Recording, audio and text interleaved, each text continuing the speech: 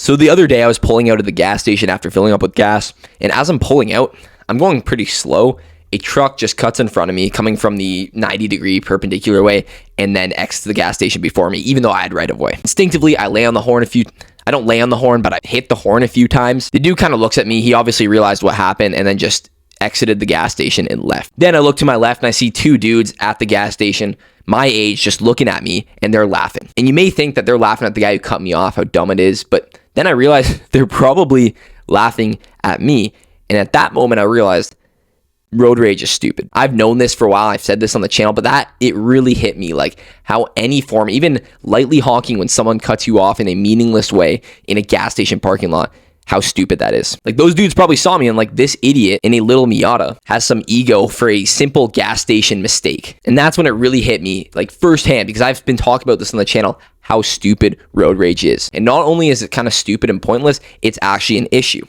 96% of people have experienced serious road rage in the past 6 months. That's like 1 out of 25 people have not experienced road rage. Additionally, over 12,000 injuries have been reported. I'm just firing off stats, by the way, because it makes me sound credible. 12,000 injuries have been reported in the past 7 years relating to road rage. And finally, in 2023, in the US alone, there were over 500 road rage incidents involving firearms. Just in 2023. This is not just a simple issue, this is a real issue. And today I want to break this down in a way you've probably never heard and look into road rage and really make you guys understand why it's bad and how to fight it so that ultimately you will never even think of road raging again. This is not some simple hack. This is not the deep breaths that your driving instructor tells you to do. Like, oh, if you're mad, just take 3 deep breaths. That does nothing. Okay, that deep breaths, that's stupid. That's like if your basement is flooded, so you pull out a straw and start like drinking the water away. Like, it's just dumb, and it's so much deeper than you think. And I want to explain this fully to you and explain how to conquer and defeat this road rage once and for all, and then the benefits of doing so. Because if you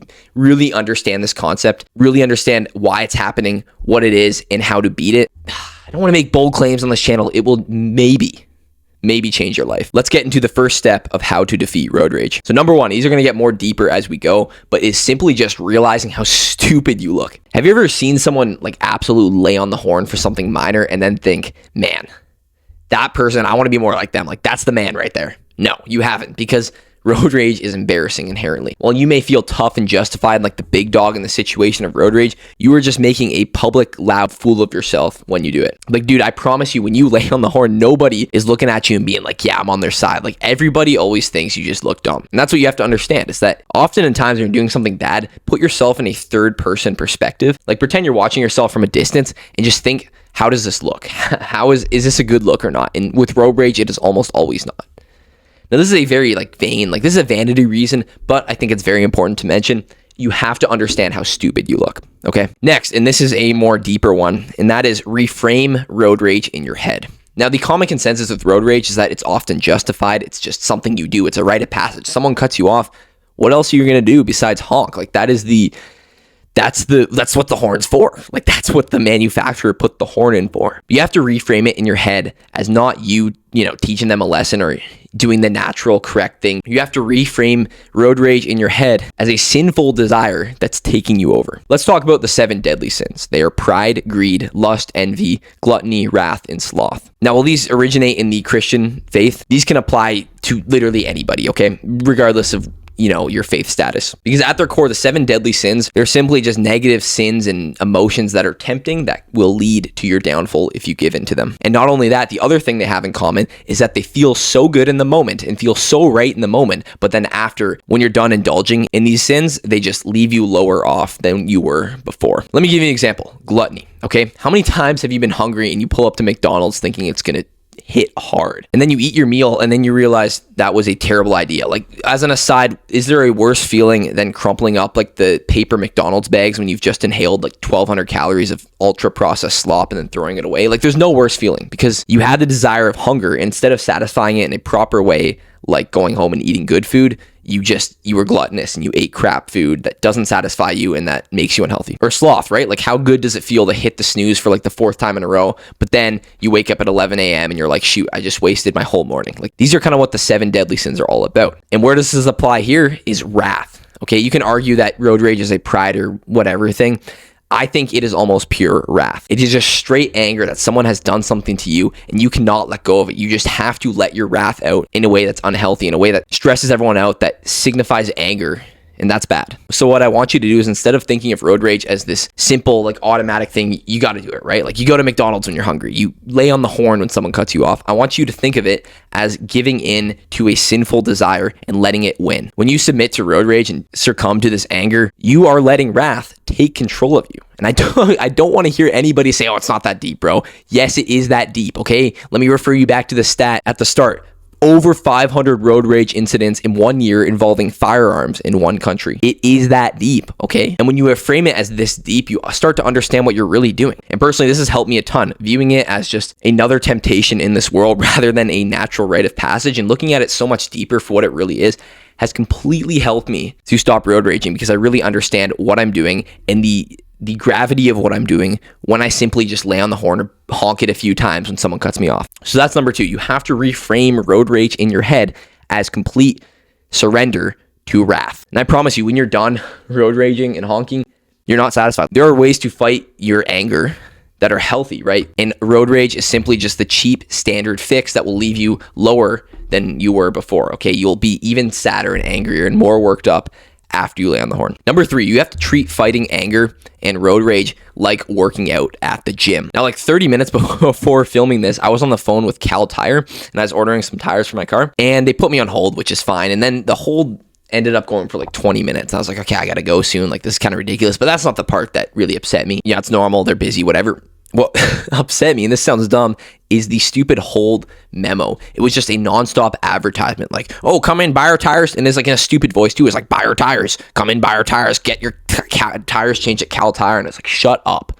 Like, it was so annoying. It was like, we'll throw on a free alignment. And I'm like losing my mind. I haven't eaten breakfast yet. I'm just upset. And I was tempted just to succumb to that and be like, okay, I'm hanging up. They don't get my business, whatever. But instead, I just decided to just keep the phone there. And instead of framing it in my mind, it's like, oh, these stupid guys putting me on hold, whatever, I framed it as like anger resistance training. Like, this stupid voice nonstop feeding me ads about alignments and stuff I don't need while I'm on hold for 20 minutes just trying to buy some tires. I embraced it. I literally put the phone full blast and just sat there. Didn't do anything else, just sat there listening to the hold tone. What you have to understand is that every time you fight anger or resist giving into it, you get stronger at doing so. Where can you apply this on the road? It's simple.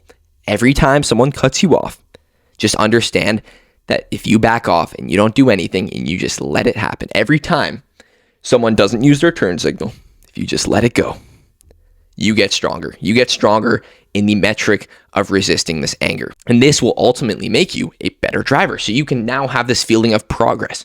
Every time someone does something dumb, you progress. You have the opportunity to progress to be a better driver. You have the opportunity to be someone that makes less crashes because of their anger and does less irrational things on the road because of their anger, because you are training yourself up to fight this anger. You've just been given the opportunity to lift the weights of anger resistance. Now, this sounds so like conspiracy, like la la land, just stupid. But I promise you, if you actually sit and think about what I just said, this will make a lot more sense. So all this to say, every time someone does something bad to you on the road, when you let it go and fight the urge to get mad at them, you grow as a driver, and then ultimately you grow as a person, because you've just been given a chance to build that part of your character up, okay? So treat it like working out at the gym every time you get cut off. Treat it as an opportunity to lift the emotional weights. Finally, the ultimate point, the ultimate way to beat this road rage epidemic is to understand that when you let go, you win. There's some like metaphor. It's like if you're holding on to anger, you're holding on to like hot coals. And if you want your hands to stop burning off, you just drop the hot coals and let them go. And this is exactly how it is with any type of anger, specifically road rage. When you let it go, when you just say, man, they probably didn't see me, they probably feel bad, or maybe they're nervous, maybe they're having a bad day and distracted. When you just let it go, you win. You're going to have a good day. You're not going to let this stupid, inconsequential thing that someone else did to you on the road ruin your day. You're just going to let it go. You win. You are the winner here. Or if someone's trying to get in a road rage fight with you, maybe you did something you cut someone off and they're trying to up the ante, swing around, brake check you. You let go, you back down, you win. The other person mad, they're the ones still holding on to these hot coals. And this is not only great from an anger control sense, but from a discipline sense, okay? If you build the mental discipline to always just let it go, if it's something that's going to negatively impact your life, you build discipline as a whole. Okay, you are a more disciplined person in general. And that brings me to my conclusion. When you grow as a driver, okay, you grow as a person. Driving is probably the number one, I think one of the number one ways that you can tell how someone is as a person. If they're the type of person to always let you in, they're generous in that way, they're probably a generous person in real life. On the flip side, if they're always angry on the road and territorial, they're probably angry and mad in real life. So what I want to say is that driving is that deep. Okay, it really is so much deeper than you think. So when you can conquer this road rage, you conquer a big temptation in your life, and ultimately you grow as a person. And instead of looking at driving as a negative thing that's annoying and that's stupid and that wastes time in your life, look at it as an opportunity to grow as a person, and look at it as a daily opportunity to give yourself the chance to be the bigger person in any situation, and you'll be a lot happier that way. Thanks for watching. See you in the next one.